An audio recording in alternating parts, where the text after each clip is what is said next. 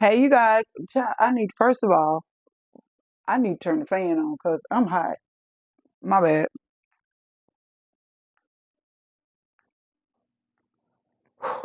I'm having a hot flash. Ooh, Jesus. Okay. Now, welcome back to my channel. I'm Yolanda, and I'm a two-time WNBA champion turned health and mindset strategist. And on this channel, we talk all things health and wellness for women over 40 who are in menopause or perimenopause and who are on their health transformation journey. Now, I was able to lose 82 pounds between July 2024 and March of 2025 by strategically leveraging GLP-1 medications as part of my strategy. And today I want to talk about what I would do differently if I started GLP-1s today. But before we get started with that, I want to tell you about this. If you are considering medication, GLP-1 medications, and you want real support from people who actually know what they're doing, then you should try Mochi Health. When I started this journey, I did not do that. Now, I've told you guys before that I had an exit strategy and all this stuff, but I did not start with an exit strategy. I had to build this plane as I went. And so I didn't have a roadmap to follow. I didn't have a coach. I didn't have support. Nobody who really understood the realities of being a woman in menopause, and especially a Black woman over 50 in menopause, because I'm 51, dealing with weight, stress, hormones, and everything in between. I was diagnosed with prediabetes, high cholesterol, and high blood pressure, and I was almost 250 pounds. And so I just got a prescription, and then from there, it was like radio silence. But Mochi does it differently. You'll work with board certified obesity medicine doctors who personalize your care, who help you choose the right GLP-1s. They'll walk you through the insurance, and they even have plans for those of you who don't have insurance. They will handle your refills and monitor your labs. They'll even adjust your dosage based on how your body responds, which is key. That's critical because one size fits all dosing does not work. And so it's all virtual, it's all clinically based, and it's designed for people who are serious about long term health and not just short term weight loss. So if you're ready for real support, not just another subscription service, then try Mochi Health. If you click the link in my bio, then you can get 40% off of your first month. Now, when I started GLP-1s, I did not have a plan. I didn't have a guide. I didn't have any support. All I knew was two things. I didn't want to be fat and I didn't want to be taking no shot forever. Those are only things that I know. That was the extent of my strategy. I did not see really anybody on YouTube or the internet space anywhere who looked like me, a Black woman who was talking about this. A Black woman in her 40s, 50s, in menopause, who wasn't just focused on the scale, but was really truly focused on sustainability. Now, I saw a lot of people, they get on, they talk about GLP-1s, and a lot of the things that I saw were influencers. I don't need no influencer. Like, I wasn't trying to find an influencer. I just did not see anybody who was really giving real information or sharing real stories or real truths about their experience on this medication. And so I kind of had to learn the hard way. And so this is what I would do differently if I was starting today. Number one, I would have my strategy in place before I ever took one shot.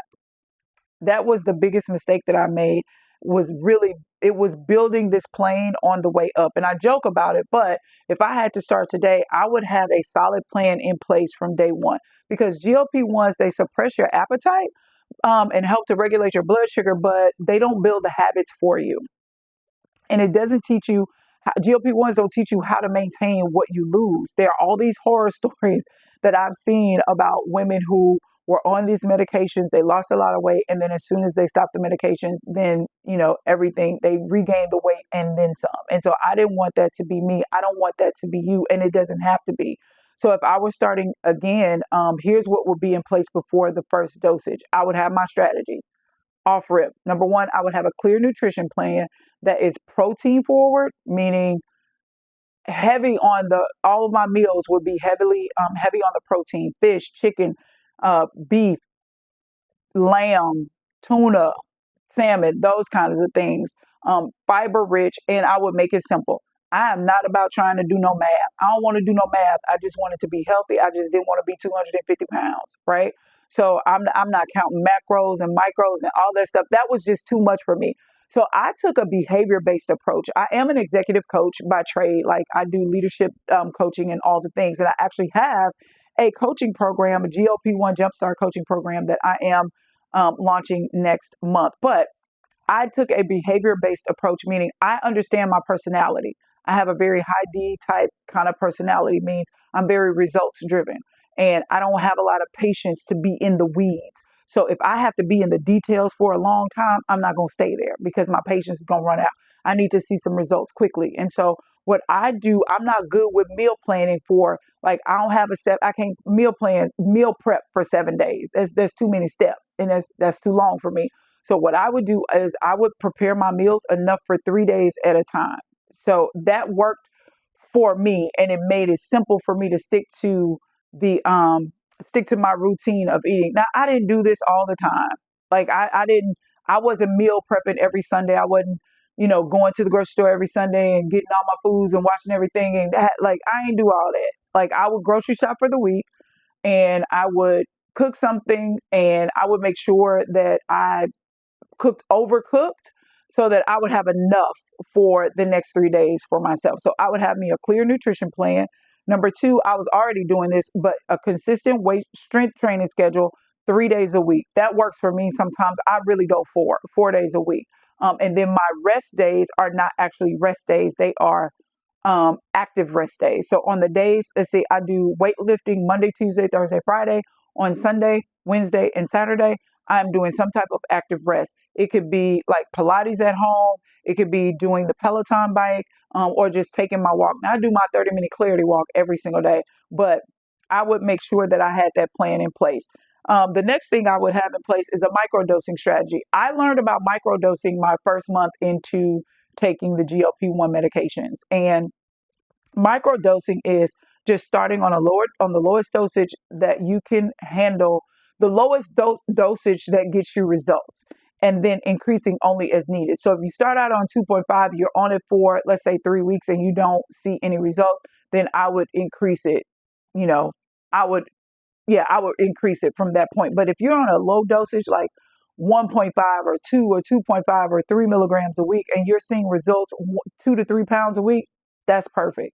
But I would start out on a micro dosing strategy. I didn't do that. The next thing is I would pay attention to the non-scale victories. I would measure things that were working beyond the scale, like my energy. Do I feel tired and fatigued all the time, or do I feel energized? The second thing is my sleep. Am I sleeping at night? Am I resting? Am I sleeping and resting consistently?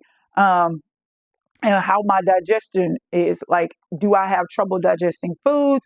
Do I have any kind of, I don't really deal with acid reflux or anything like that, but you get what I'm saying. Like, monitor the things that don't show up on the scale that impact your health, because you cannot build the discipline, once the scale stops moving. What I see a lot of, um, what I see a lot of people do is what I see a lot of people do is they'll see the weight coming off without any real strategies, just because they're not eating as much as they were. The GLP-1 suppress your appetite. When you don't eat, especially when you're not eating bad, you're gonna see weight come off. But once you reach a plateau, because we all reach a plateau at some point in our weight transformation journey, regardless of what strategy you use, you can't wait until then to try to put something in place. So you need to have the discipline, build the discipline, from the beginning. The next thing is I would make sure that I am paying attention to what I eat, not so paying attention to what I eat and how often I eat. Because you're not hungry, then you think you could go all day and you could miss a meal. I know I did. I would go, especially that first week. I barely ate anything just because I wasn't hungry and I didn't know, okay, girl, your body still needs fuel. This is your car. This is how you move around. It still needs energy. You still got to put gas in the car, right? So I didn't notice that. I just wasn't thinking about that. So if I had to start over, I would make sure that I have a plan for eating 90 minutes after I wake up, and I would eat when I was not hungry, but I would make sure that I understood how to eat when I'm not hungry, meaning making sure that all of my meals are protein heavy. Again, making, even when I eat, let the first thing that I eat be the protein, be the meat, be the fish, the chicken, the turkey, the beef, the lamb, or whatever it is, because that's going to keep you fuller longer, and it's going to be the foundation for you to have energy. I would build meals that support my metabolism and my mood, and not just eating so I can eat to satisfy my appetite. Then I would track how I feel after each meal, not just track what I eat. So I would pay attention to what foods make me feel energized, what foods made me feel full but not heavy. Pay attention to what foods impacted my mood, so to speak, right? And then just have that plan for sustainability from day one. I focus a lot on mindset and understanding why I'm eating, when I'm eating, what's triggering me to eat, when I'm stressed, when I'm happy, when I'm sad, when I'm mad, when I'm upset. Like, so I focused a lot on that part of it. So I would definitely say pay attention to your emotional eating habits. So even when you're on the GLP-1s, life is still happening. And so somebody's going to do something and you're going to choose to be upset, or some plan is going to fall through. Life is just going to life. And just by force of habit, whether you're on GLP-1s or not, you are going to want to do what you normally do. So if it's eat, you're going to eat. If it's drink, you're going to drink. If it's whatever it is, if it's withdrawal and retreat, then that's what you're going to do naturally. So I would definitely make it a point. I would be intentional about tracking my reaction and my responses to stressful situations. Um, the next thing, when it comes to menopause and this GLP-1 thing. Now, GLP-1s help you with it can help you in menopause. Like, it helped me with my hot flashes. Like, when I took my GLP-1 shots, I noticed that my hot flashes were reduced. I didn't have them as often, and they weren't as dire as they were prior to me being on the GLP-1 medication. Baby, before I started taking GLP-1s, honey, it felt like the top of my head, that little emoji where the top of your head, the top of the head be blown off. That's what I was feeling like with my hot flashes. I'm talking about they were horrendous. I mean, they were so bad that they were sweating. I would have them so bad that it would sweat my perm out. And I went natural for a few months, but I naturally took my hair out. It, like, I ain't have no edges around here with the natural. So I was like, give me my perm. We're gonna have to figure something else out. But the GLP-1s did help to regulate my hormones to the point where my hot flashes were very, very minimal. And so, menopause changes everything, man. The hormones, the inflammation, the cravings, all of that. And GLP-1s can help if you work with your body and not against it. And so the research shows that GLP-1 can help menopausal women lose 15 to 20% of body weight, and that weight loss improves insulin sensitivity and reduces menopausal symptoms like hot flashes and fatigue. Now, I am a witness to that. I did experience the reduction in the hot flashes and the other menopausal symptoms. If you're on hormone therapy, then you should have your provider monitor how the GLP-1 affects the medication absorption, especially if you're using an oral HRT. I would advise that if you are on an HRT or any kind of hormone replacement therapy, that you work in conjunction, in partnership with your doctor, your nurse practitioner, or physician assistant. Support matters and strategy matters. And Black women are significantly underrepresented in GLP-1 studies, yet we're disproportionately impacted by obesity and metabolic conditions. So I looked up, because y'all know how I like to do with my research. So I looked up some research about these the studies that are done on GLP-1s. And did y'all know? I'm trying to get to it. Just hold on one second. Um, it was about the studies that they do on the GLP for the GLP-1s in terms of how many Black women, white women, Asian, Hispanics, all of that are used in these research processes. I'm trying to get to it. I hope I can find it. Ooh, I hope I can find it. It was really fascinating. Okay, here it is. Okay, so it says that GLP-1 drugs like semaglutide deliver 20% average weight loss in menopausal women. Weight loss improves blood sugar, lowers visceral fat, and can reduce the symptoms like hot flashes and night sweats. We talked about that. If you're on HRT, combining it with GLP-1 can enhance results, but again, you should check with your doctor. Women tend to discontinue GLP-1 more often than men due to side effects, cost, or no support. And yes, men do use GLP-1 medications. And yes, most people regain 50 to 70% of weight after stopping GLP-1s if the habits and the lifestyle changes are not made. That's good. That's really good information, but that ain't what I was trying to show y'all. Okay, this is what it is. Okay, so most clinical trials are for GLP-1s were conducted using 79% white with only 9% Black participants. Um, so that's why when I started this off, it was hard. I was hard pressed to find somebody who looked like me, who was talking about this stuff, which is why I decided to create this space. But again, if I was starting on GLP-1s today, the things that I would do, I would have a protein rich meal plan in place from day one. I would have an exit strategy in place from day one. An exit strategy meaning a micro dosing strategy where you start out low and you adjust it based on how your body is responding. Not just necessarily increasing the dosage because you want to get results faster.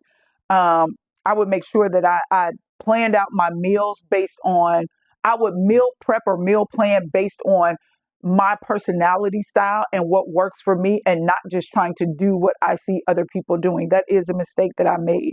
And I would pay attention to the non-scale metrics. I would track my energy. I would track my mood.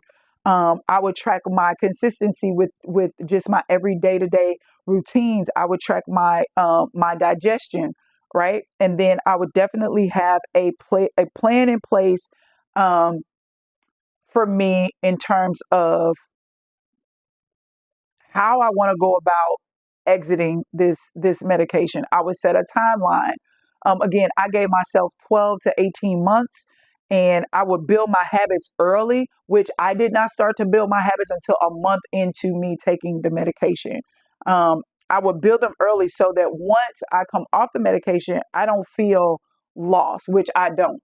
I've done enough of the work to where I feel confident that I can maintain my results from now until our daddy call us home. Because again, I was unhealthy. I was fat. I was unhealthy. And since I've lost the weight and don't have all those medical conditions, just everything for me has really, really changed. I'm more energized. I'm more confident. I love what I see when I look in the mirror. Not that I didn't hate myself and I didn't have body dysmorphia. I just didn't like the body that I had. Like, I ain't want that. I was big.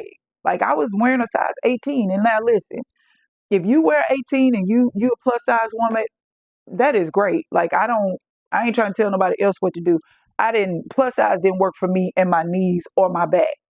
Like, none of that. It just didn't work. I was carrying way too much weight. And besides that, I was just very unhealthy. I was not only sick in my body, but I was sick in my emotions. I was mentally fatigued. I had a lot of brain fog, and I just couldn't function at my highest, at the highest level. So um, those are the things that I would do. if I was starting GLP-1s today. Now, I do have a resource that I created. It's called the GLP-1 Jumpstart Guide. You can click the link in the description box and you can download the guide, and it gives you all the things that I talked about tracking your metrics, how to eat, all that stuff is in there. I created it for you. It's something that I wish I would have had when I started on my journey, but I went through all of that, so you don't have to.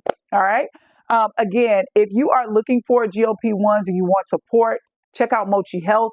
The link is in my bio. So if you go to my bio in YouTube, you can click the link and it'll take you right to that. You can get 40% off. Make sure you like, comment, subscribe to the channel. Let me know if this information helped you. Make sure you download the guide, and I will see you next time. Bye.